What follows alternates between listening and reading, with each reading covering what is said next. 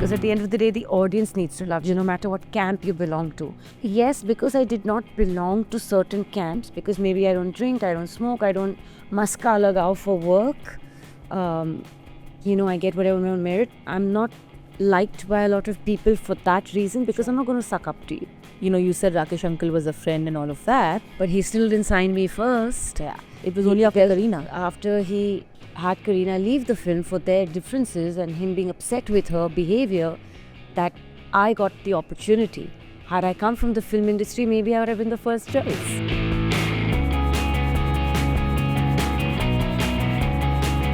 And worse, when you don't end up having a boyfriend from the industry or a husband from the industry, and you don't share your half as a power couple.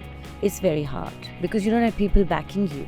There's no reason to back you. You're an outsider. Everyone who's been an insider, a star child, has seen this nepotism or camping from a very young age. They know how the methods and the functionality of the industry. I learned by trial and error. The first question people actually ask me is, how come there are no link-ups with you? I say because normally when an article comes out, there's no fuel without fire, right? I've had no fire, I've had no link-up. What are you going to respond to this, that Pasha said? I said, Karan, no comment. I really have nothing to say. And even at that time or whenever these articles were written, I was never nasty to anybody. That's why, like I said, box office is suffering, because this preconceived notion that ये hero के साथ who's not replaceable, कोई भी heroine डाल दो, age appropriate भी नहीं होगी, चलेगा, कुछ भी होगा, चलेगा. But then they're doing it की fresh casting. But that's the reason theatre भी fresh है, cinema hall सब fresh है, क्योंकि सीटें fresh ही है. जब अंदर कोई नहीं जाएगा, तो सीटें भी fresh ही रहेगी.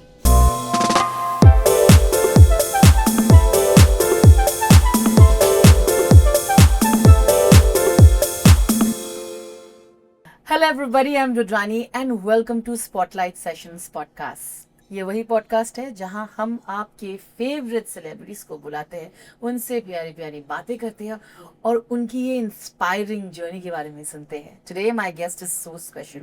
She's always been herself. Unique है, talented है and अपने रूल से अपनी जिंदगी जीती है. I'm of course talking about the wonderful Amisha Patel. Thank you for doing it. Hi Rudrani, thank you for having me on this show. So excited. Absolutely. With you, it's always, you bring out the kind of questions and the part of me that people really don't know. And I think that's what makes conversations with you so unique and informative also for the audiences and fans, 100%.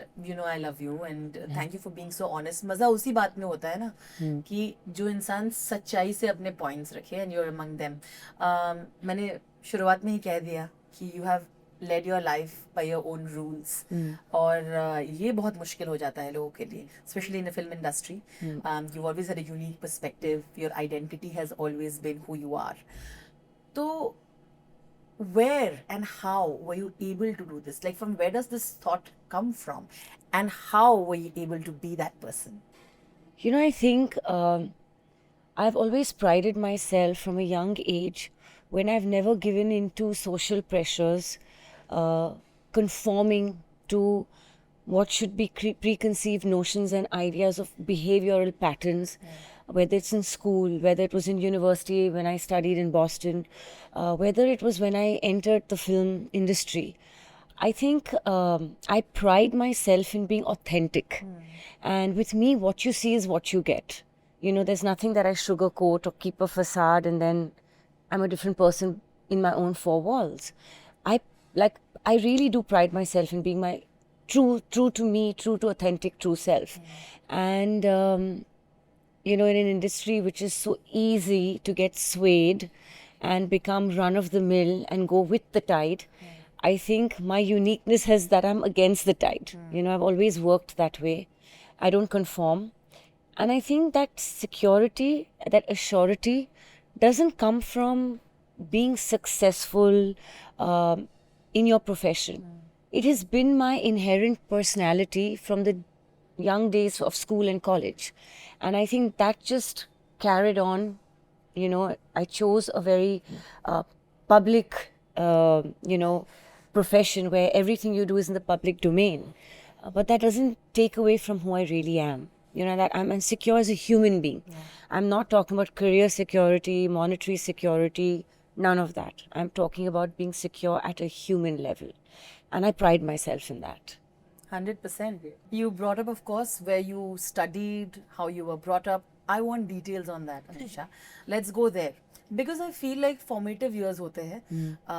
मुझे लगता है especially for women, अगर आप ऐसे खानदान में हो जहाँ आप empowered feel करते हो, जहाँ आप educated हो, आपके thoughts, विचार वैसे हो जाते हैं, आप secure feel करते हो. I think it's all a part of that Absolutely.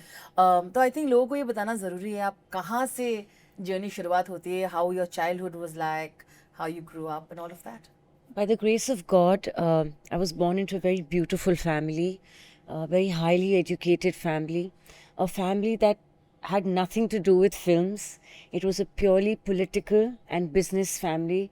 And everybody, including my grandmother, my paternal grandmother and grandfather, they were Cambridge graduates, Wharton graduates. My grandmother in those days was a super graduate at the highest level. She'd done her thesis, she was a master, she had done her masters and things like that. They had joined the Communist Party, freedom time pe, they were freedom fighters as well, had been to jail.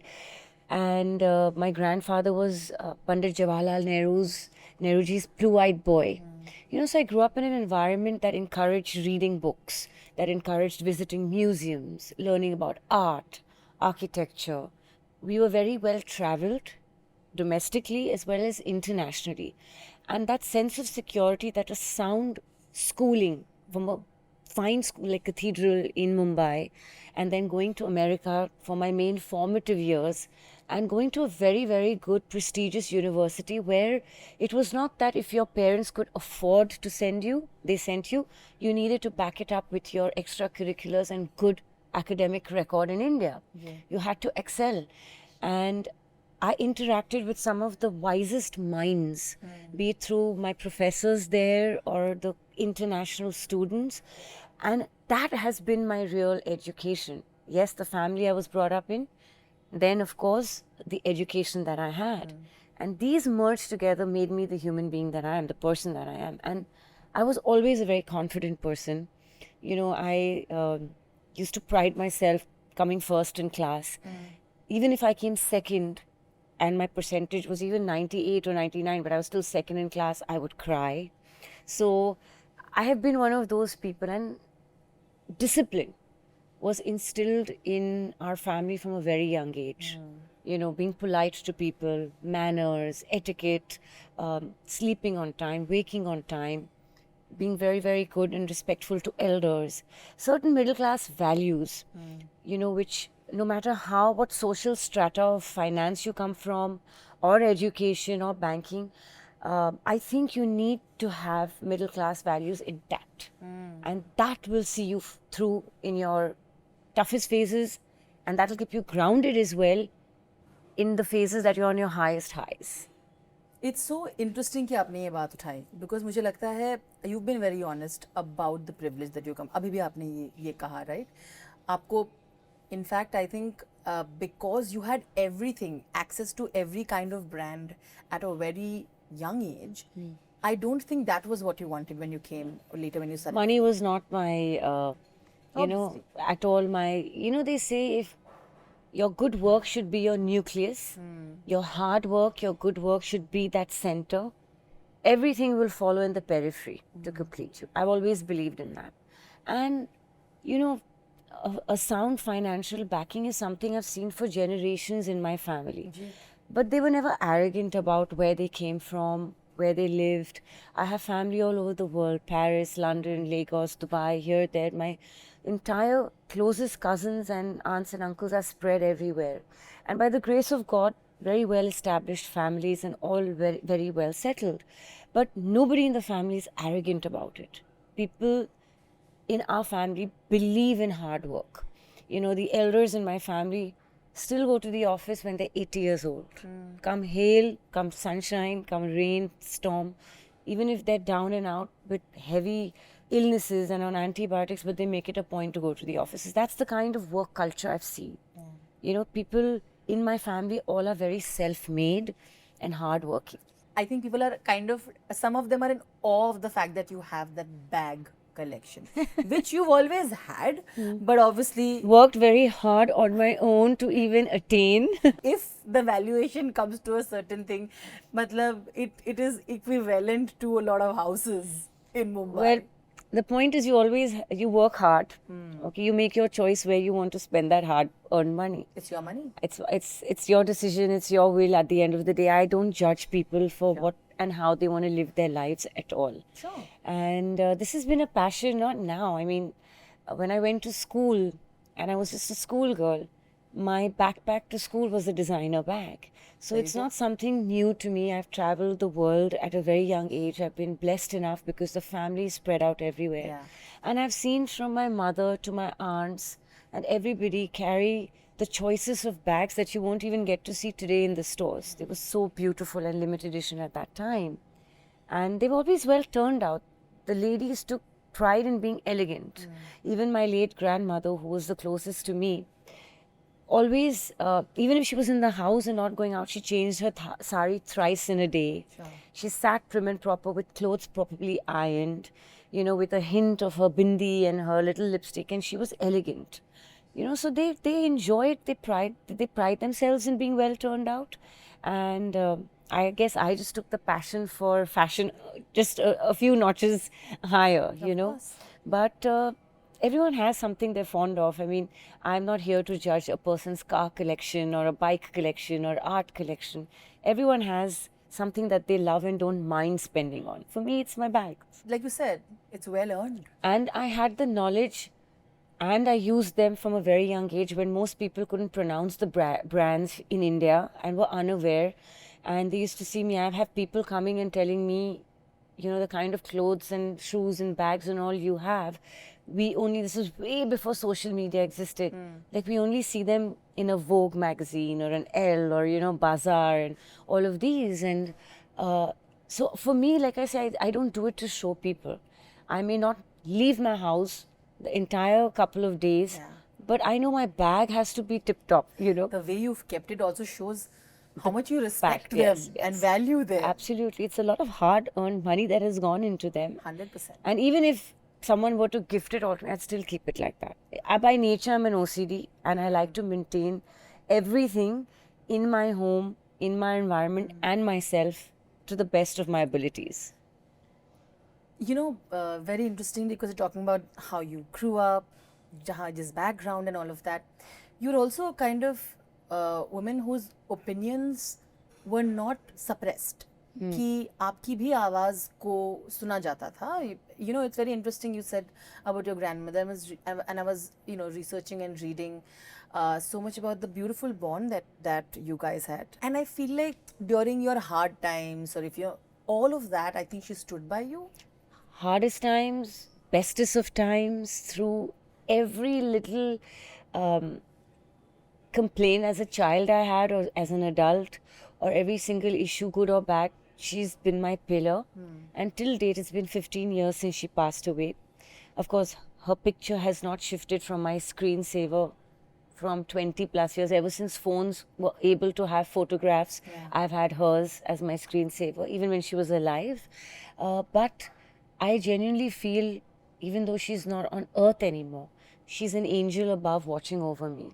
I don't leave my house every day until and unless I've done my puja, but in the mandir there's a picture of hers as well. Like for me, I value her at the same level as God.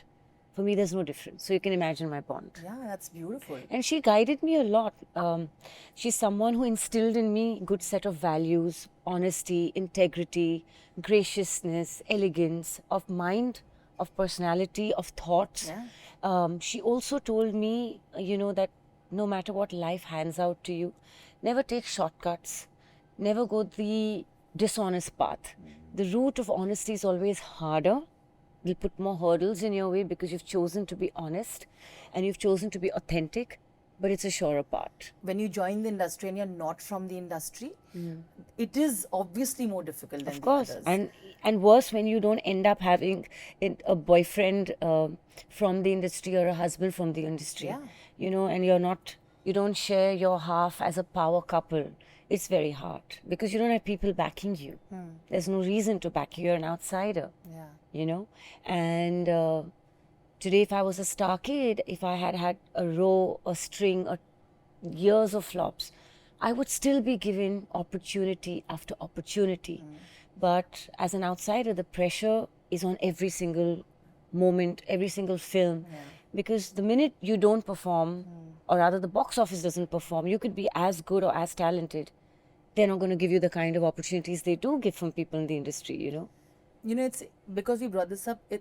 I think people who don't know you have confused the financial privilege with the privilege of the industry, because you know you've always owned it, saying that's the family that I was brought in. But it is still true that while you know you said Rakesh uncle was a friend and all of that, But he still didn't sign me first. yeah, it was He- only it after was Kareena. After he had Kareena leave the film for their differences and him being upset with her behavior, that I got the opportunity. Had I come from the film industry, maybe I would have been the first choice. Yeah. You know, but I didn't have a tag. I was a Patel from a political world, from a industrial business house. Had nothing to do with films, other than a lot of the film fraternity having been very, very close friends with my grandfather. But that was generations. Dilip Kumar Sahab, Dev Anand ji, you know, the Raj Kapoor Sahab, they best friends with my grandfather. But they were not the ones making films, or neither was my grandfather alive to say, isko role de do. So I came with no privileges to the film industry. You didn't have anyone to call and say, No, I never did. I never called. I never said that, oh, I want. Actually never even intended to be part of films. I was very happy with my investment banking Yeah. and, you know, working with the films happened to me by default, you know. So, and yeah, and another very interesting thing, I don't know how many people know this, but for Gadar, I was one of the 500 girls that was auditioned. Yes, Mr. Nitin Kenny, who had put this project together for Z, had seen my pictures in Stardust or Cineblitz, one of the magazines, Correct. or Filmfare, I'm not sure which it was, where Ritik and I had just done a photo shoot. And the world had never seen me and very little of Ritik. It was under production of Kaho Na Pyar Hai. And he actually saw me in pictures wearing mini skirts and things completely opposite to the character what Sakina, you know, was. But he thought there was something special in the face. There was an innocence. There was an inherent body language that cannot be taught to an actor, which comes from a refined and sophisticated upbringing, which is what he needed for Sakina. Which is when I asked him, I said, how did you decide that I should be a contender and even give those screen tests? And he said, you know, even though I saw pictures of you in a mini skirt and all, I just felt there's a line that the character of Sunny Tara Singh says in Gadar 1 that, Madam ji, agar main chaho bhi to chand ko chakke to chhu nahi sakta. So Mr. Nitin Kenny said we needed a face that looked like a moon, you know, celestial, untouched, very, very innocent. But she has a rich background because Sakina, her character was from a political Bilkul. elite family of Pakistan. She was also highly educated. She spoke English very beautifully. Tara Singh didn't know a word of English. So that contrast needed to be there. Plus, he needed a justified age bracket. Correct. Because the film's concept and story was that. It was not that they were pairing me with him because I was just a fresh face and didn't match him. There was, you know, I was not age appropriate at all. So these were certain things I did ask Mr. Nitin Kenny that, you know, in the film, I'm 20 years younger than the character of Tara. And I'm so junior to Sunny in real life. He said, no, the role justifies it. It's the requirement. And he said, you know, you have a body language that comes with only an educated upbringing and a polished upbringing that I can't teach anyone that. The director won't be able to instill that performance because आपके उठने बैठने बात करने के तरीके में वो inheritance है, बिल्कुल. वो polish है, which we need for Sakina. Other than the fact that physically, you know, face on face, you fit it. But you still auditioned. Even then, having fit and ticked all these boxes, I gave not one, not two, 5 auditions, multiple auditions every couple of weeks, and I was amongst 500 girls who were competing for that same role. So where does the privilege come from? Wouldn't I have had a lineup of maybe 20 films with biggest banners if I came from privilege? Wouldn't I have belonged to a camp if I was a star kid? I would have, right? But it's interesting because you talk about the camp. ये काफी समय I think because you did at that time have some very big hits, and then you continue to do films like Bhool Bhulaiya and things like Yeah, that. where you were Hamraz experimenting- and Hamraz. honeymoon travels and everything. Yeah. So you were in that phase where you were also experimenting with your craft Mm. towards the end. So I think there are always questions that are asked as to why is it that Amisha Patel did not get what she deserved, or more offers, or things like that. I think and they I also got feel no. Please, sorry. Yeah. no, go ahead. Bullying होता है कि तुम एक camp में नहीं हो, तुम मतलब कहीं हो नहीं, इसलिए शायद नहीं मिल रहा है. बिल्कुल. या तो आई थिंक आपका ये we would like to hear from you. So first of all, whatever films I've gotten, which I'm very grateful for, because I think I'm the only actress of this generation, and correct me if I'm wrong, or maybe of the past 2 decades, that has given Bollywood's biggest cult blockbusters. So do I look back at the films that I could have gotten and they would have released on a Friday morning and been forgotten by a Friday evening? I'm very glad. I just want to be on a film set for the heck of being on a film set. You know, I came in with a bang, like Kaho Na Pyar Hai, topped it up with Gadar 1, Hamrazes, Bhool Bhulaiyas, Honeymoon Travels, films with every actor, Tutu with Ajay Devgan, with Salman, with Sanjay Dutt, with Amir Khan's Mangal Pandey, with, I mean, you name it, and I've worked with everybody, right? And multiple times with the same producers and directors and heroes. So I do feel very blessed, in fact, that every time the industry says, you know, we're not going to touch whatever, there comes a blockbuster, and you know that the audience has loved you. Because at the end of the day, the audience needs to love you, no matter what camp you belong to. And yes, because I did not belong to certain camps, because maybe I don't drink, I don't smoke, I don't maska lagao for work, you know, I get whatever my own merit. I'm not liked by a lot of people for that reason, because I'm not going to suck up to you. People like the egos massaged, you know, in this industry. And I'm not about to do that. If I'm cut out for a film, please take me on merit and give me work on my own merit, you know, and I've always been that. Yes, it hurts when you see you actually deserve a role more than someone else, but they don't give it to you out of their own ego, or, you know, the fact that, like you said, you don't massage their ego, you don't party with them. But I'm very happy because I don't want to be that person. And today, when you see all these so-called star kids who are going by the tide, you know, by the book, going for all these parties, belonging to camps, you just look at the box office success and you feel all that has not helped them. Today, their films don't even get a theatrical release. They come straight on OTT because no one is cutting those tickets to pay for them and go. They are happy to just, if at all, see them on OTT.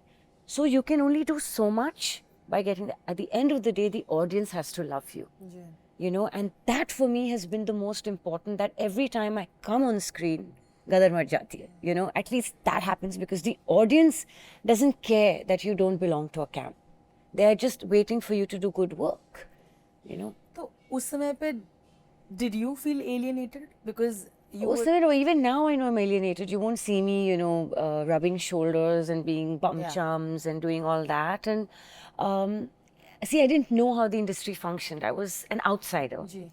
Everyone who's been an insider, a star child, has seen this nepotism or, you know, camping from a very young age. They know how the methods and the functionality of the industry.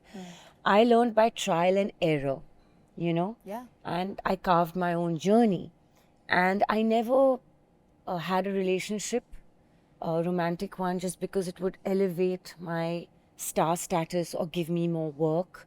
I never maintained a friend circle or a camp because being part of a camp, you know, and being one of those people who literally writes off people or pulls everyone down or bitches and gossips, that's never been me.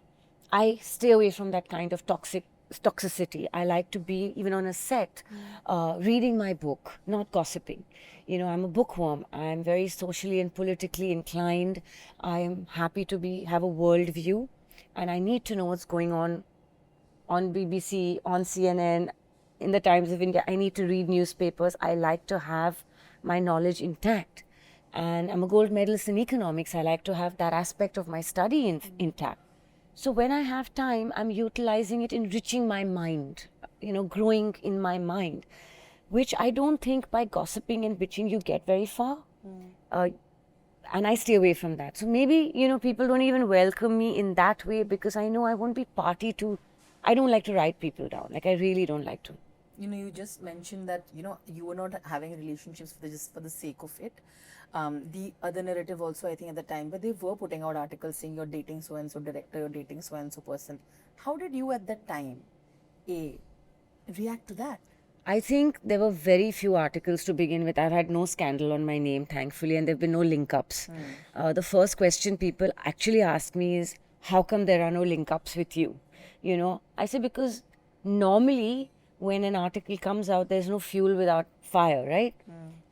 I've had no fire, you know, I've had no link ups. I've never been in a relationship with any of my co stars, any of my producers, etc. So there will never be an article that a person, I've never been spotted anywhere, because the truth is I have never been, and I continue not being with anyone from the film industry. If I was friendly to Sanjay Dutt or a Salman Khan or anybody, I was always with them in a family environment.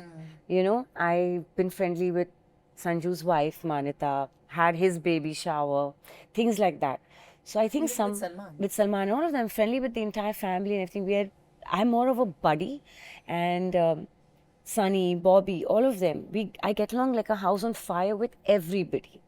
You know, but somewhere I think the wives, the girlfriends, the families know that the heroes and whoever are safe with Amisha, because there ain't going to be any sort of, you know, any rumor, any affairs, or anything happening there, because I'm someone who's never been in them, and I'm happy not to. That was something I told myself when I entered the film industry, that this is my place of work. I'm going to respect it. I'm not here to have romantic liaisons and further my career and stuff through that. No way. And I learned of it also after, you know, as time passed, that okay, the film fraternity is like this. It is divided. It has got camps. People will pull you down. You know, girls will do anything to snatch the roles away from you. There will be favoritism. There are reasons why, you know, power couples exist. It benefits a career. Things like that. But I learned through my years. Did they suggest to you also that movie के time में इसके साथ rumor कर देते हैं, and all? Were you also given those advices which you didn't take? A lot of times, yes, they would try and create, and I just kept away from it. And I said, listen, any film that has to work is going to work because we have made a good film, not because of who the star cast is dating. Let's just get that away. Initial curiosity might be there to be like, okay, because you're in a gossip column about that. But you can't make a film a bumper hit and do really well and put that film into the hearts of the audiences because you're seeing someone. That is the wrong way and wrong notion that people have. You know, because you're an outsider also, a lot of actors who come from outsiders say that usually there is a very protective environment that is there for people who are from insiders. But if there are uncomfortable situations that people are put in, that is one thing that you have to deal with as well. For someone like you who's so self-assured, you know, to be in a situation where someone's, you know, proposing to you to make a deal for a film and, you know, asking you to sleep with them and all of that, how do you really deal with a situation like that? I walk out of the situation, I lose that film, I take that chance of losing the film and the money and the advantages that go with it. Has it happened often? It happened a couple of times, but I'm very happy that whatever films I've done till date in every language, Telugu, Tamil, Hindi, hit or flop, cult status films, they've all come purely because there have been nothing else attached except merit. And I'm proud to get work on merit, like I said. And to be sitting here 25 years later, still being relevant on my own terms and conditions with nothing wishy-washy, I think speaks for itself. Would I rather have this and look at myself in the mirror every morning that I did it the clean way, in my opinion. Yeah. What is clean? I don't judge people again. To each his own. But I did it my way, the way that Amisha believed in, the way that Amisha wanted to hold on to her morals and values. And so, lost a lot of films along the way, could have had a tagda bank balance in comparison. बिल्कुल. But I'm happy, I'm content. And that gives me more peace. Yeah. Or like you had last time also told me, or be a trophy wife. Exactly. आराम से बैठ के. आराम से बैठ के I could have just enjoyed my life. I haven't. कुछ ही समय पहले आपने ये बात कहा कि हाँ मैंने मुझ पे जितना भी अटैक हुआ या मुझ पे जितना भी बोला, but you know I was doing my own thing. I never responded to any attacks. I never fueled them further. You know, you have obviously spoken about, touched upon the subject of what happened in Bipasha and you, right? Yeah. And today those videos came back because there was a ongoing thing between Mrunal and Mrunal's some comment that she made a long time, which she's apologized for long ago, and Bipasha responded to it. Along with that, those videos came back again. Because, you know, it was told that you made some comment about Bipasha during Jism. So she went on Coffee and she said that you are too petite and you are this and that. So people brought that up as well, saying, I actually complimented her for Jism. That was the best part. And I think she countered it in a wrong way on Coffee with Karan. And I said, actually, hats off to her for doing such an amazing job in Jism. I couldn't have done it. And I've said this about many actors in a nice way, like not in a demeaning way at all. When I've seen certain films where they've done exemplary work, I've actually thought to myself, had I been given this film, would I have done justice to it? And I actually tell myself, no, that other girl did it better than me, or I could have ever. So I think I'm actually being very, very honest and non-egoistic by complimenting someone else, saying they can do a better job than me. Certain films I feel no one could have done better than me. For sure, my films like Gadar or Kaho Na Pyar Hai or Honeymoon Travels or Hamraaz or any of these, I think they were tailor-made for me. You know, even a guest appearance in a Thoda Pyar Thoda Magic with Saif and Rani, I don't think anyone else could have pulled off that character as in a ditzy way and made it sound so, you know, look so good and enjoyable to the audience the way I did it. So similarly, I know that there are certain films I would not do justice to, and I'm glad they did not cast me. So yes, when those comments came out, I was actually, where did they come from? From a compliment of mine? That's so strange. Yes, I knew that she had said she's very petite and this and that, which is great that you have all kinds of physicalities, you know, in men and women, and that's the reason we can all have a variety of roles, and filmmakers can make a variety of films, because if people only suited a bracket of films, there wouldn't be this variety for audiences, right?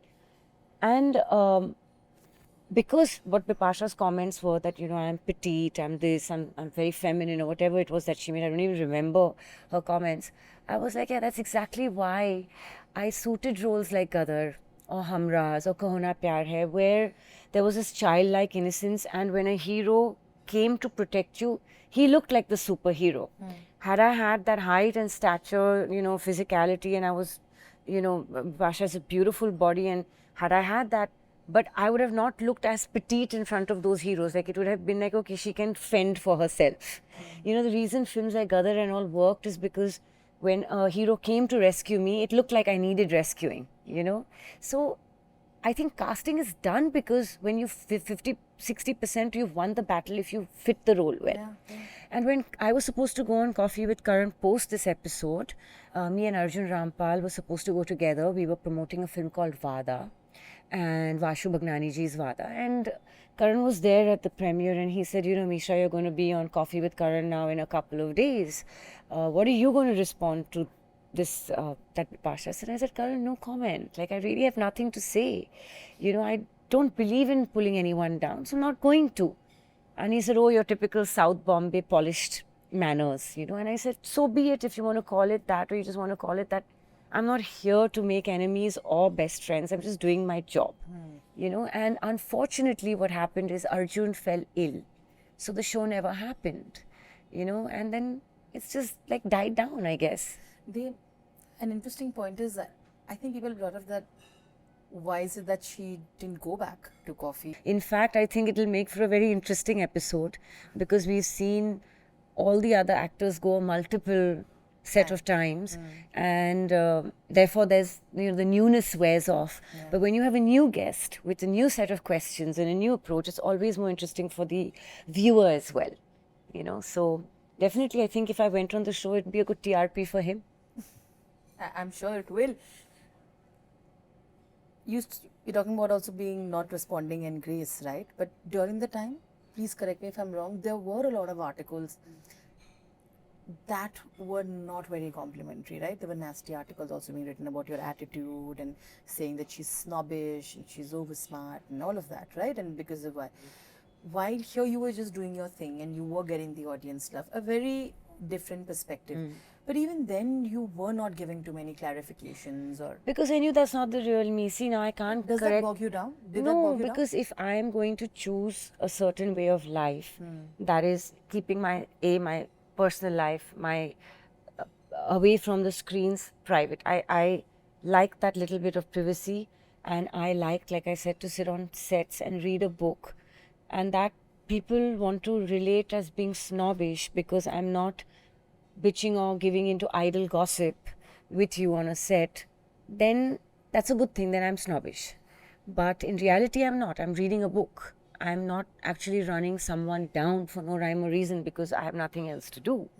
So people had these preconceived notions because I used to not interact and be willing to put anyone down and think, so she doesn't want to be part of it. And like I told you, I was not part of any parties or being a sycophant or sucking up for work or doing, all the right things. So people would maybe get that attitude that I got attitude. Actually, it was just me being myself, protecting my own self.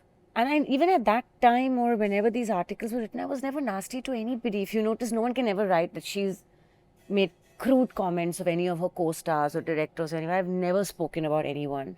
And in fact, I've only admired their good qualities and spoken about the good and how much I've learned from everybody. And, and I have been part of, I think, so many multi-star cast films with all the women. And if you notice, there's never been a catfight or something or story that's come out that Amisha and Priyanka didn't get along, or Amisha and Lara didn't get along, Amisha and I've done world tours with Bipasha and all.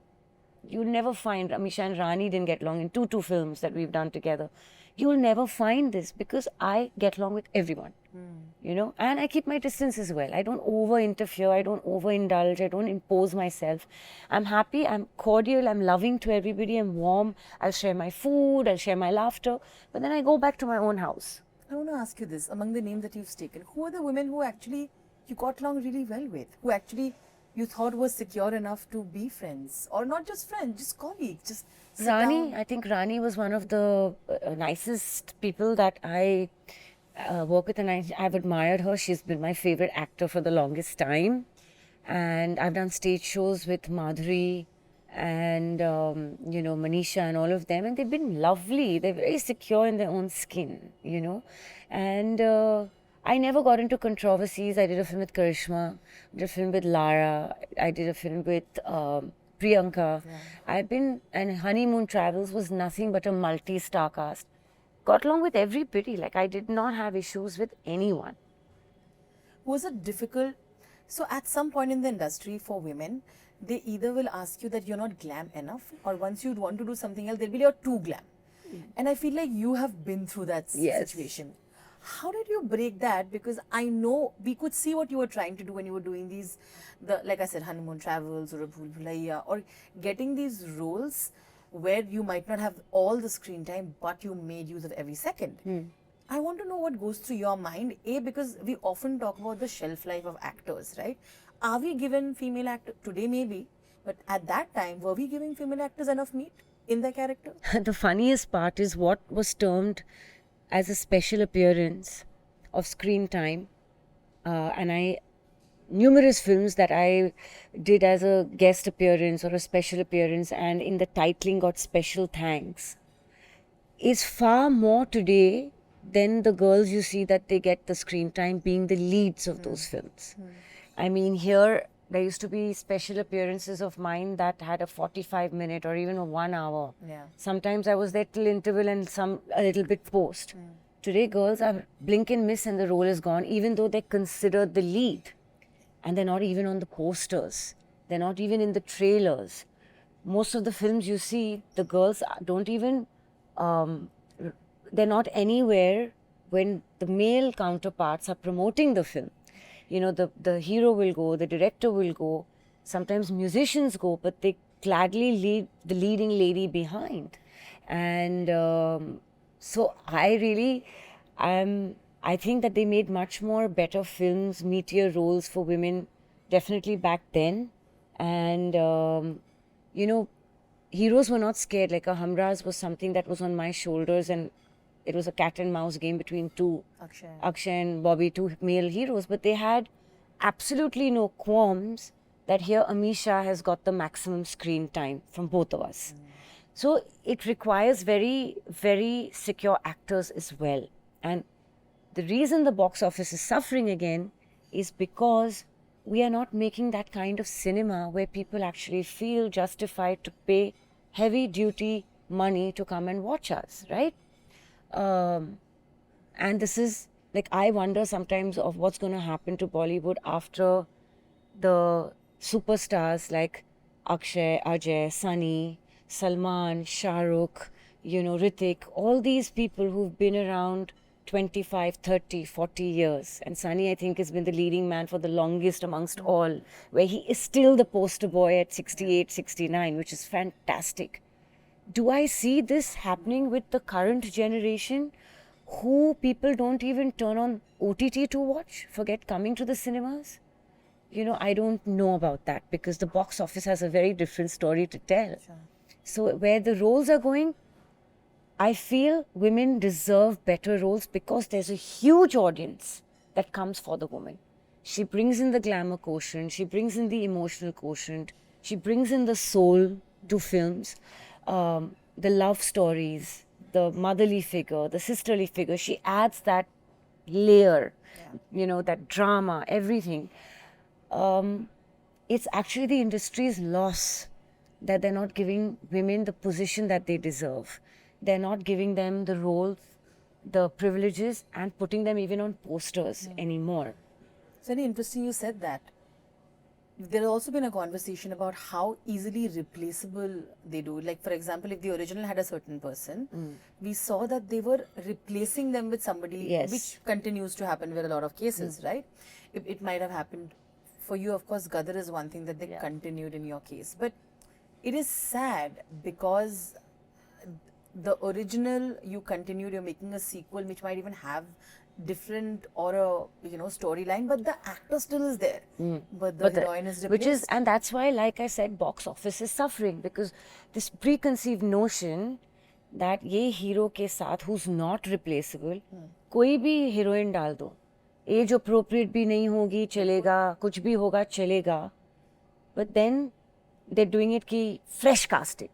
But that's the reason theatre भी fresh है, cinema hall सब fresh है, क्योंकि सीटें fresh ही है. जब अंदर कोई नहीं जाएगा तो सीटें भी फ्रेश ही रहेगी, सिनेमास भी फ्रेश ही रहेंगे. तो एक्चुअली भाड़ में गया ये casting. Cast who's appropriate rather than unage appropriate. Yes, age appropriate casting needs to be there.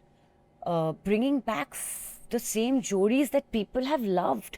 The reason you're making a sequel is because people have ticked off the previous film. Like, do I want to see a Titanic with a different heroine? No, I don't. Do I want to see if Dilwale Dulhania Part 2 comes and without a Kajol? I don't. Do I want to see Sholay minus Jayan, Veeru and Basanti and all of them? I don't. And I was not even born when Sholay and all released. But you're attached to these iconic films because they made history at every level, including the chemistry between the actors. You know, and the reason the sequels don't end up doing so well is because the audience has given their heart to the previous actors in that film, and you're bringing it back just because it's a project. See, right, nowadays producers have begun to think कि project announce करो, sequel announce करो, sure shot है. And we've been seeing the disasters that have been happening. it's not that you have a sequel, so it's a short. Don't use it to make a project just to get that Friday number. When you make a sequel, it has to justify why you're making it. You have to work on the content of the script and everything. Producers are not doing it. They're just using the titling and replacing everything. Today, when A Devil Wears Prada is being made in America, they're making it with the primary pillars of the film, with Anne Hathaway and Meryl Streep. They're not thinking, get a new replacement for both, or just retain one, take out the other. Because I wouldn't want to watch it. No one watched it. When Tom Cruise made Top Gun Part 2, he retained all the characters, no matter how old they'd become, you know. And that's why the story connected, and it became, post-COVID, I think, the biggest colossal success. It reopened cinemas worldwide. So that is something people need to understand. Just for the sake of making a sequel, if you make a sequel and replace the girl out of it all, who the hearts have been given to, your film's not going to succeed. Like, you know, for simple example, would you want to see Pretty Woman minus the original Pretty Woman? I cannot imagine it without a Julia Roberts at all. So, yeah. You know, Misha, of course, we all know, and I love talking about the fact that what historical debut you had. Like, what a historical debut it was, like with Kaho Na Pyar Hai. हर बच्चा हर family को पता था कि you know ये film आई है, उन्होंने celebrate किया, and of course life changed for both of you.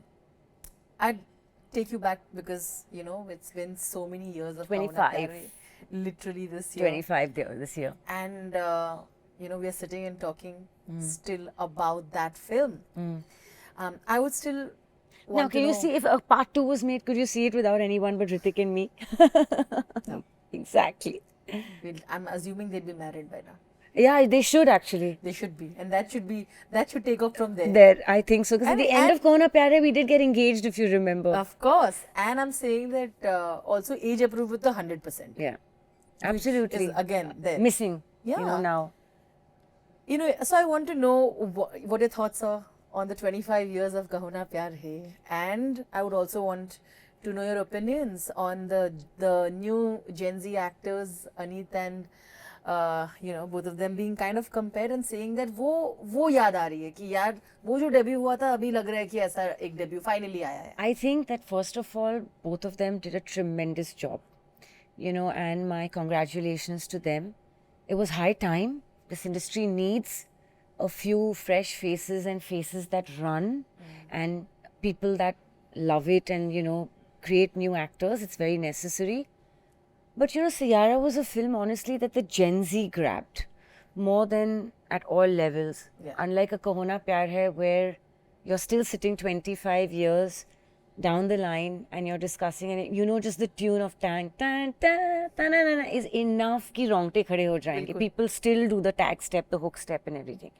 So, I don't know about their careers in the future. I really hope they continue to give good performances. Box offices is not in their control, and not every actor's film can be a hit, right? Yeah. So I do wish them a lot of luck, and I'm very glad we have these two bright, young, you know, great actors who show so much promise. Of course, the longevity will only, I don't know whether 25 years from now, whether either of them will still be sitting in front of you and talking. That remains to be seen. I hope they are. I hope they turn out to be as, you know, well as propped as social media has made them. But coming back to the comparison of Kaho Na Pyar Hai, there is no comparison. I mean, and it's not because it's my film. You know, it was more of a social media plug-in that this is the new age Kaho Na Pyar Hai, when it had nothing. It was a tragic love story. There was not like these happy moments, nothing. Kaho Na Pyar Hai was a very happy film. You know, it had humor, it had music, it had everything, double roles. It was a massy commercial, you know, downright romantic rom-com kind of film. It was not tragic in any way, you know. So that you can't compare apples and oranges. I'm just glad that the Gen Z, so-called this new term, got a set of actors for them who they can relate to, and a film that they could grab onto. And I really hope makers do give newcomers, capable newcomers, you know, a lot more opportunities, and believe that we can make good films even with completely raw people. It's great. Like, I hope we see a lot more of this. Because honestly, like I said, 6-7 years from today, when these superstars are retired or semi-retired, who's going to take Bollywood ahead? You know, who are we going to go to the theatres for?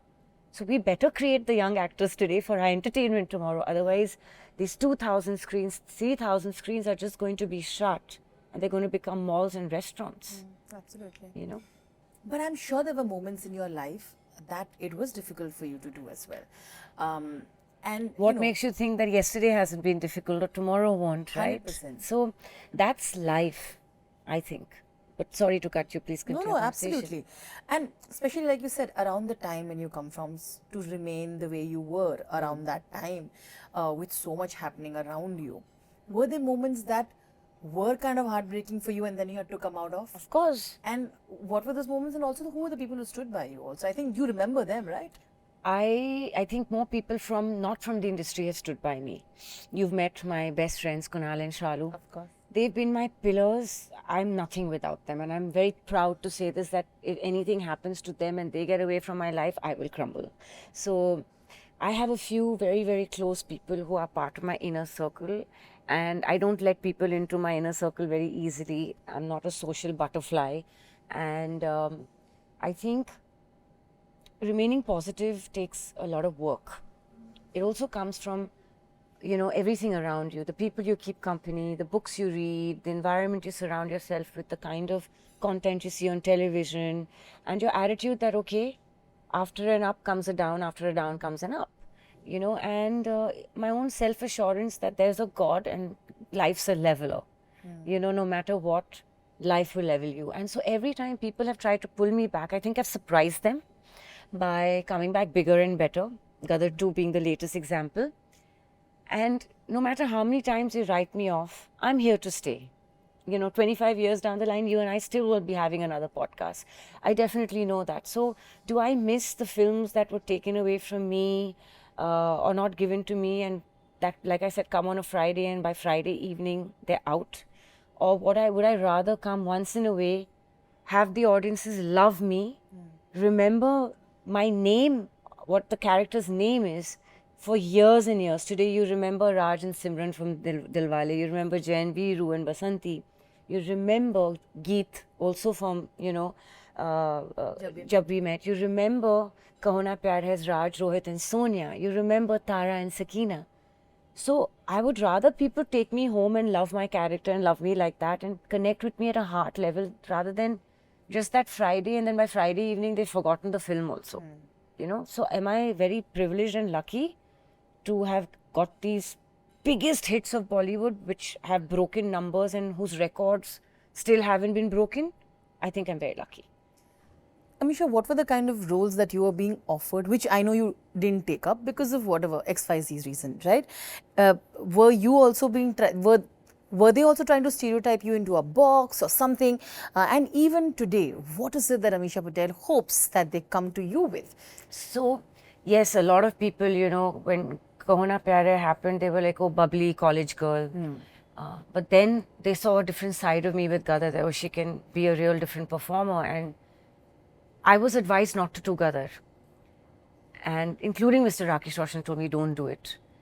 But I took that because I didn't want to be in that box of the typical.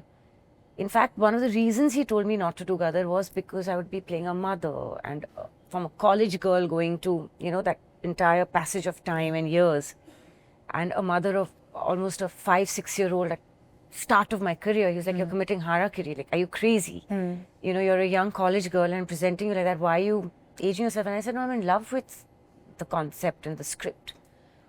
Then after Gadar release, people said, okay, now you become this pure character, you know, the new age Madhubala. They started comparing me to Meena Kumari, this, that. How can you do a Hamraz? How can you be someone who will, you know, have this two side to her, that she's actually playing around for money and opportunity? Again, I did it against people's will. So at every juncture, when films were offered to me, even when Bhool Bhulaiya, and I was told that, you know, we want to make you as if the audience to feel you're the ghost and you're stuck in a corner and, you know, you will be the almost the victim. I was ready to take that challenge. Similarly, in Honeymoon Travels, I remember Farhan Akhtar and Zoya Akhtar and all coming to me in the team and saying it's a very different film. It's a first of its slice of life kind of film that we're attempting, because that kind of genre didn't exist. Yeah. It was an experimental film made in a very contained budget. And they said there's an awesome cast, and we know you're too big an actor to want to do something like this. But you know, Anurag Kashyap has written Pinky with you in mind. So will you even give it a hearing? And I was more than happy to do it. I was very happy to do it. When I heard my character, I in fact was more than happy to do the film. So I've always experimented, even in the case of, you know, Thoda Pyar, Thoda Magic, when Adi Chopra, he said that it's a change in image that I'm going to require. You're a good girl next door, you know, but I need you to be a sexy siren. And I said, Adi, I want the challenge. You know, and even though the film didn't work at the box office, Lazy Lame became such a rage. And everyone in Yash Raj and everyone used to say, film nahi chali, sir Amisha Patel chali, Lazy Lame chala, you know. So yeah, I've always challenged myself. And as an actor, I think the sky's the limit. I would love to take on many other roles as well as play what I'm good at, for sure. Of course. Why not? If that's your forte, why not? But I would love to do an all-out comedy rather than me just touching upon a little comedy in Race 2 or in Bhool Bhulaiya or in Thoda Pyar, Thoda Magic or Honeymoon or in Ye Hai Jalwa with Salman. You know, I want to play a real, like almost like how, you know, Rajpal Yadav and all these comic characters play, maybe like a little pakau little Dawn, a female Dawn, a cute, you know, a period film. I've done my period films have all been about the British Raj. Maybe step back further into the Mughal era, the Rajput era, like go back there, play those characters which take you further back in time.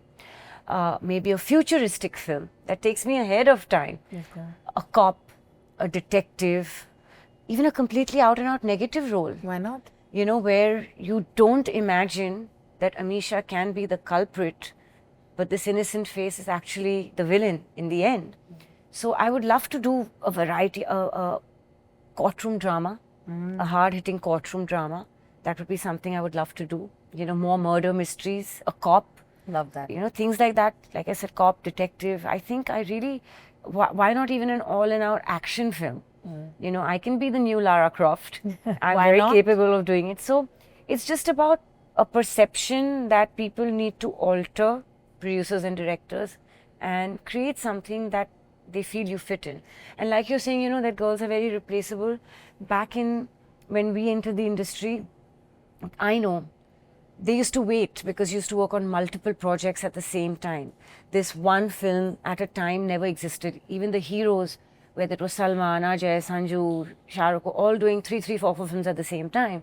So we went through this where 10 days I was on a set with Salman, 10 days I was with Hrithik, 10 days I was with Ajay, 10 days I was with Sanju. You know, it was rotation. Multiple films were being done. But when a producer needed you, and the films took 2 to 3 years, sometimes the hero didn't have dates to give because they were working on multiple films. They waited for the hero, they also waited for the heroine. Like if a Madhuri or a Rani or an Amisha or Kareena fitted a certain character, like I know Hamraz, they only wanted me after I was replaced with Priyanka, and they made sure they adjusted my dates. Gadar also adjusted their dates for me because it was clashing with Kaho Na Pyar Hai's dates. It was also clashing with my Telugu film with Pavan Kalyan that I was doing at that time. And Gadar said, no, we only want Amisha as Sakina. We will adjust our dates. And Sunny very voluntarily did it too. He adjusted to my timeline, you know, and I also adjusted to his. So at that time, there were tailor-made roles that a producer and director saw just this particular actor in. It was not like this because today the roles have no substance, so they're like, okay, anyone will do. But they don't realize that box office success comes when the girl is equally important. A huge, huge audience comes in for the woman, her glamour, her scenes. Women relate to women more. You cannot just make a alpha male film and expect it to do those numbers. You need the female counterpart. She's equally important. You know, it's very interesting that we are talking about all your films. It also takes me back to that question. So, you know, I also know that both Ritik and you are very self-aware people. You all can take a joke on yourselves. Yeah. I remember Ritik was often questioned about, you did that role in Prem Ki Deewani, which is really over the top. I know that you also have that kind of self-aware attitude as to know which films you did what. Like for example, for हम आपके जिनके memes इतने बने हुए आप हैं, मुझे अच्छे लगे. आप मुझे अच्छे लगे, but you are very aware of what you were also doing, right? Yeah, and whatever the director was guiding, you follow. If Yeah. it's see, at the end of the day, it's also You the also need to director's amp it vision. up, right? You want to amp it up, and it's the director's vision, and he's the captain of the ship. So if he's going to guide you in a certain way, you're going to go by it. And to just blame, the director or yourself when a film doesn't work, and then to elevate. If it did, reverse it. The film didn't work at the box office in India. It did tremendous business overseas, and the songs are still loved and all. But reverse the situation. If the film had been an iconic blockbuster, would we be saying, oh, this performance was this way or that way, or recursing it? Similarly, Main Prem Ki Deewani did not work at the box office. Had it worked, maybe Ritik would not have even said this, because then people have likes that character for its quirkiness or whatever. So yes, I'm, Ritik and I are very honest people, and we call a spade a spade. I've always been that. But forget the films that didn't work. When I look back and say that character was cringe, or I could have done better, or whatever, that time you've gone with the flow. Even films that have worked and have become cult successes, I look back if I re-watch them, or if they're playing, I keep telling myself, I could have done this better. Oh my God, I performed so badly. And mind you, the audience has ticked it off. The box office has seen the biggest numbers, but I have not liked myself. So it works both ways. I'm not only critical about the films that are disasters, I'm critical even about the films that are blockbusters. Listen, you played a role so well that they actually believed it was you. Your character in Race was, you're playing this Ditzy, this Dumbo, dumb plum blonde. person, right? But did not people after that say that, do you think she's like that? I mean, you're also aware of what you're doing, right? So when, again, that was a special thanks kind of role. Abbas Mastan, who I'd worked with in Hamraz, and Ramesh Durrani ji of Tips, who I'd worked with in another successful film called Kya Yahi Pyar Hai with Aftab and everything. So when they approached me and they told me, see, there's this character that we feel only suits you, and it's the claptrap, for the cinema, like on the theatre, everyone's going to like tali maro if you manage to bring that chemistry with Mr. Anil Kapoor and everything. And it's a very ditzy role, now very opposite to what you are in real life. Because in real life, you're this extremely educated, aware, knowledgeable. You don't make foolish statements, or you're not ditzy at all. Yeah. You're not a dumb blonde from any angle. But we feel you can do it, which had little shades of the character in Thoda Pyar, Thoda Magic. Correct. It was a little flaky, giggly character. And I was like, in fact, because both these characters are so opposite to me, I will treat it as a challenge, and if I do it well, then that's a feather in my cap, right? Yeah. So because I was not Sakina in real life. I was not someone who belonged to Pakistan in the pre-independence era or anything, but that was a challenge also. And I managed to do it hopefully well, so I like challenges. And yes, Sakina, a lot of her is me, but these two characters are totally like opposite on the spectrum, on the graph, like totally opposite. But somehow my director and producers had faith that you can do it and pull it off, and not like make the audiences feel, what is she trying so hard for? And you'll be surprised, in fact, when after finishing Thoda Pyar, Thoda Magic, and then 2-3 years later, I signed Race, Saif was one of the first people to say, she's very good for this character. Because, he had seen a jhalak in Thoda Pyar, Thoda Magic. He's like, no, she'll do it damn well. So when you get that kind of vote of confidence from your colleagues and co-stars and all, you also feel inspired that, okay, let's take on the challenge. But yeah, it was fun to do. And once in a while you like to do these light-hearted, easy, breezy roles. You want to do it. Like, I'd love to do a complete all-in-all chick flick as well. All-in-all-out comedy, which is just doing masti.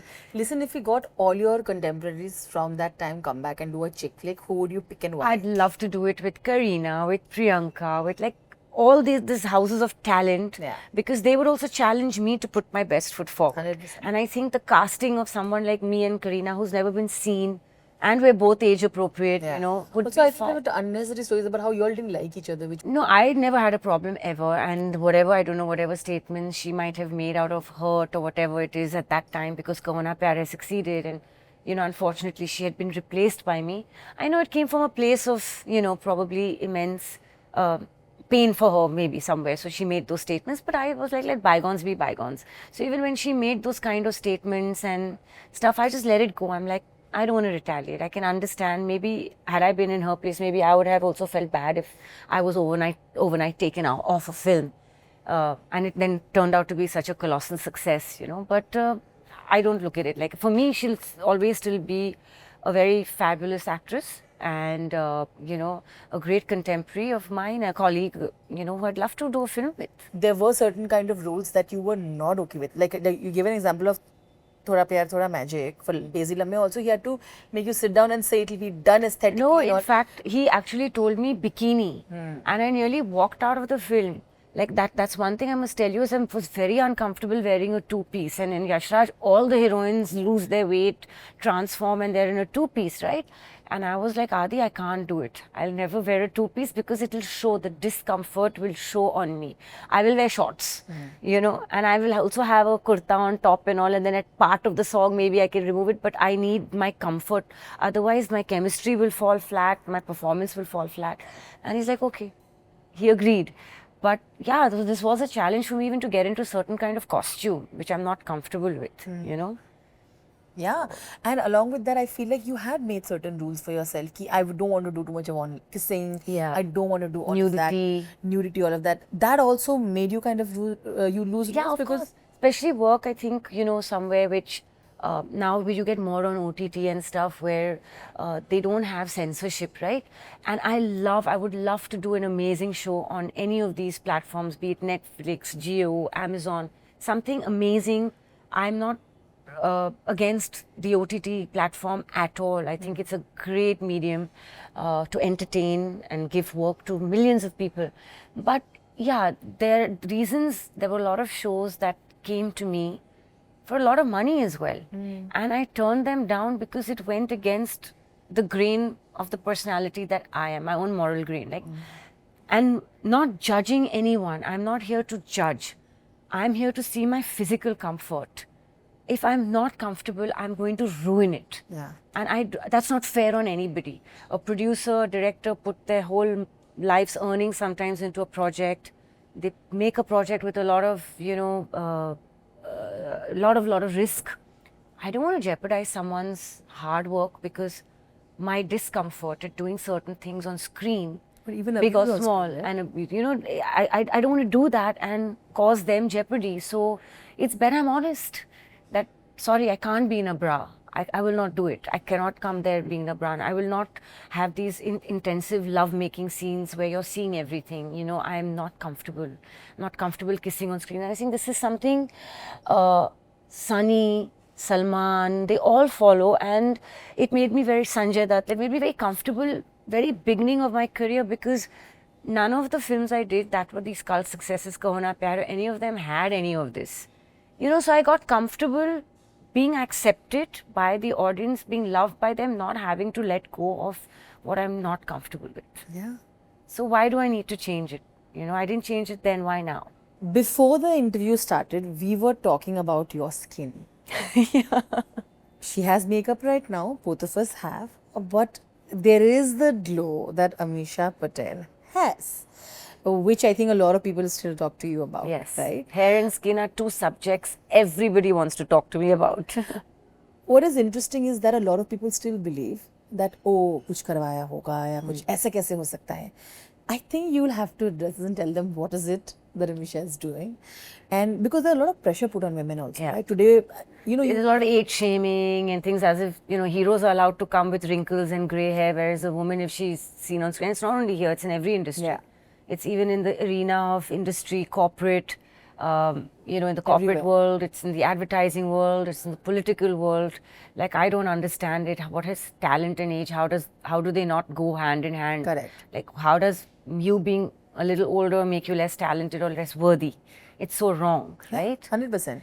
So then obviously there are these theories about maybe she's done something to the face and Botox and fillers and all. There is a pressure. We are told ki naak badal do, ye kar do, wo kar do, and because they say that everybody's done it. This is what we want to look like. I feel like you've crossed all that, and even today. Luckily, no one asked me this when I came in. Yeah. So I lucked out a little that people only always admired my hair, skin and my looks when I entered and thought maybe I won't be able to act. It worked against me, to be very honest. And from day one, people were like, makeup utaro, you're prettier without it. People preferred me from a Rakesh Roshan to even an Anil Sharma. Most of Gadar was shot with not a drop of makeup. I remember my second schedule of Gadar, I actually came down from my makeup room at Film City, and Anil Sharma said, "Kya hua? Makeup lagaya, jaake dho lo, muh dho lo." And I was actually sent back to wash my face and come back down. Mangal Pandey being another example. Amir cast me personally with a phone call and meeting at his residence, because he wanted someone who could look lovely without being glamorous and no makeup. So I think that has worked in my advantage and disadvantage both. So yeah, like I read a lot of interviews or see, and I feel very bad when, I read girls being told, naak ko aise karo, hont ko aise karo, lose weight or gain weight or this or that, because I never read this about men, sadly, and I feel the pressure so much on women. Having said that, I don't think there is anything that we should be prejudiced about. Of course. If women or men get different jobs done. And it's not that women and men only in the entertainment. Everywhere. They're doing it in I know girls that are 13, 14 that are getting lip fillers in their mouth. I mean, for their lips to look poutier. They're getting a nose job. They're getting skin lightening. They're getting all of this done. And all over the world, not only in India. So, I mean, these clinics and dermatologists and cosmetologists don't run because a handful of, industry, entertainment world people around the world go to them. Everybody does. Everybody is doing it. So if it's going to give XYZ something that they think is a flaw to correct it, or is going to increase their shelf life in a certain profession, or if they just want to look good for themselves. It's also about being more confident. It's going to put them in a happier place, make them be able to face, people and be more social. It's a tool. Like people color and cut their hair, like people do their nails, like people put on makeup or wear beautiful garments that they feel brings their best version of themselves, then they are entitled to do what they want. In fact, sometimes when a person requires certain tweaks and help from outside tools and they don't get it and are stubborn to say, oh, I'm going to do this, or I will age gracefully, it works against them. They lose out the kind of opportunities they would probably get looking better. Like coming back to something that Tom Cruise has been my heartthrob on the first day I saw him in Top Gun 1 and Cocktail and all these films. He's done a hell of a lot to maintain his youthful appeal. When I went to see Mission Impossible now a couple of months back, I was drooling. And I was like, wow, this man at 65, 66 is looking fabulous. At that point, I'm not thinking also, has he done this? I'm not judging him for that. But this happens to women. This is exactly why the conversation is there. Today, do I really care what Salman or anyone has got done to maintain their youthful looks? I don't care. In fact, I want to see a good-looking man or woman on screen.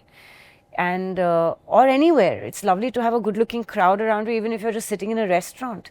So a lot of times you lose opportunities of jobs because, you've not maintained yourself well. And sometimes when you come across more attractive, in fact, you get the kind of jobs you deserve as well. So, beauty is all about perception, and if something helps you keep that intact, why not? As long as it's not harming you or anyone else. I mean, if XYZ has had work done, is it really harming me in my real life? No, so why should I judge? 100%. Talking about judgment, social media. Yeah. You're a very happy space on social media, I feel. I'm in a happy space always, because even if I'm unhappy, I always make sure I'm happy. What is interesting is I feel like your accounts are just you with just a happy videos of you posing, looking fab, going around and doing your thing. It also doesn't look very planned. My media posts are never planned. And today is a time where they say they're casting people with certain number of followers. So I'll tell you, my Insta handle and my Twitter page, everything is organic. If you notice, I never have a set photo session, then my pictures have not got those perfect framing and everything with the perfect words and fonts and this. I am what I am. And that's what I want my audiences to know, the people to know, the real side of me, you know, and not something that's planned, choreographed, strategized, and put on there that has to be picture perfect, because no one's life is picture perfect. I'm not going to give this wrong impression to anyone about having something so choreographed and staged. No way. Secondly, coming back to the number of followers, it's such a misperception that if you have followers, you're going to get those numbers at the box office. Because, first of all, 90% of the followers that go into millions are bought. And I speak from example where since years, since social media could become a monetized, you know, platform to gain from, there have been agencies that actually approach you and say so many million followers, so many lakhs of rupees. And we've all had them approach us. So a lot of these social media accounts of celebrities, and I wouldn't just say actors, I would say celebrities, whether it's YouTubers, politicians, cricketers, whatever, at all arenas, in the public domain, people in the public domain, a lot of them are bought. The followers are not organic. And the numerous times that I was approached to pay and get more followers, I said, no, I want real organic fans. I don't want people following me because I paid them to. Now, there's this silly thing in advertising or, like you said, in casting that itne followers, so take them. I want to know the statistics. Have they really been helped? Have those companies flourished? Because knowing full well you can buy followers, they're still casting people or taking people in the ad campaigns who actually world at large does not know, or India at large.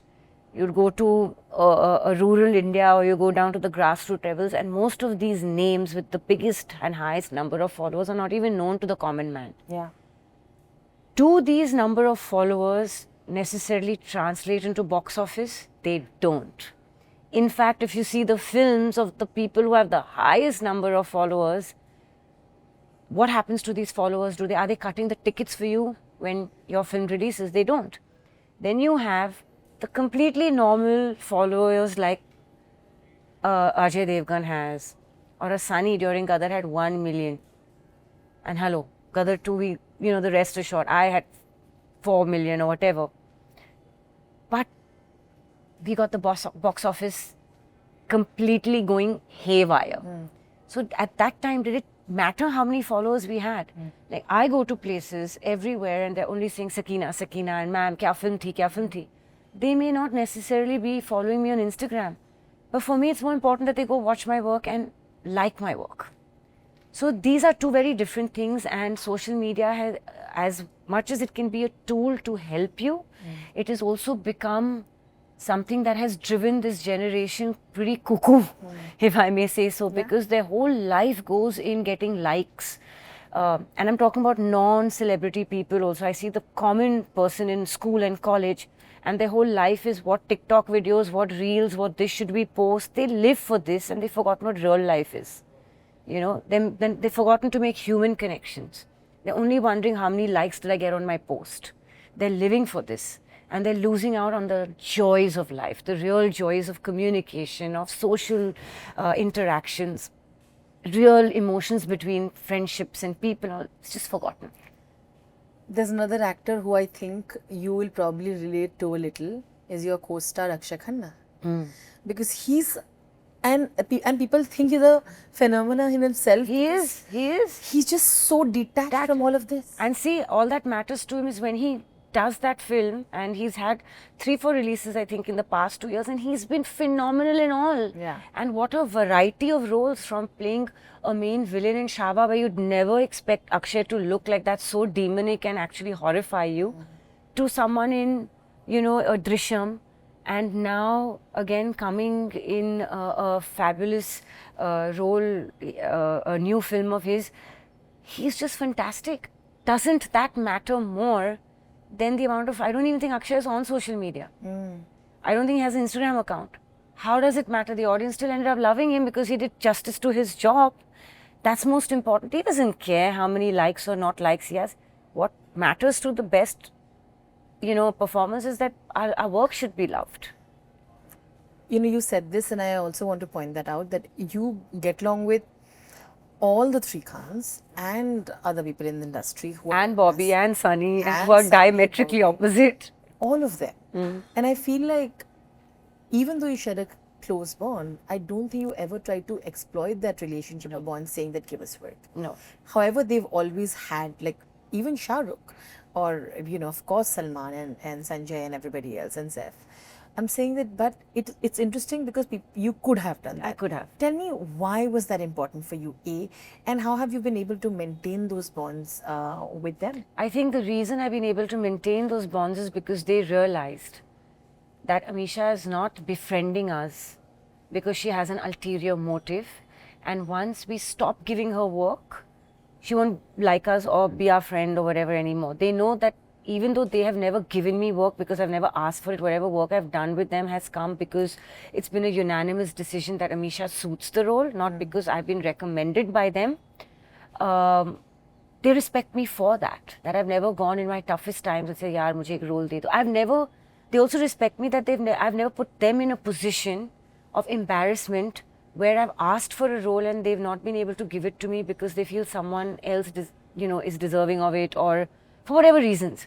So I've never put them in a compromising situation like that, and I've continued to be consistent with my love for them, my respect for them, minus having any ulterior motive that I only want to be with them because it's going to benefit my career. I think they see through this. They know the ones that do, they know the ones that don't do. And Amisha has been consistent through it all. And I'd rather have that respect than a one-off film. So well put. I'm having too much fun because I love listening to your stories and your opinions. But I'm going to end this conversation on this note. There are many people who look up to your journey, like you said, especially people from outside who don't know how your journey has been. And I hope that listening to this conversation, they will, pick up some points and things and learn from what you've been. But there are many people who want to be actors today as well, particularly who are not from the industry. What would Amisha Patel, who has had a successful career, maneuver through everything in this industry, what would you like to tell them? I'd like to tell them that first of all, you need balls of steel to belong to this industry and keep your head held high through the ups and downs. If you're even given the privilege of having that first film given to you, then of course the rest comes later. Even getting to the first film is a tough task. Yeah. Okay? Never give up your education. Because one of the things that kept me secure, grounded, in a positive space, and also gave me the tag of being snobbish, was the fact that I'm highly educated. The fact that I read a Wall Street Journal. The fact that I read the Economic Times, and I don't just pick up only the Bombay Times to skim through the gossip columns. I read the Economic Times and the actual newspaper first, and then comes last the gossip and the scandalous sections. I don't go to that. So this is what my education gave me. It held me in good stead. I always knew that, films chose me, I didn't choose films. But having said that, when I did enter and I decided it could be a career, and it did become a career, I always knew that because I'm educated, I don't necessarily have to just depend on films. I can fall back on my education. So when it's all lost, it really isn't all lost. Because I have not put all my eggs in one basket. So two things they require is to be educated and be a very sound-minded, because you, like I said, you need balls and guts of steel to be here. Fantastic advice. Thank you once again, Amisha. You're wonderful. We will always be cheering for you. Thanks. And let's make that chick flick happen. Yeah, absolutely. Thank you once again. Thank you, Ridan. Thank you.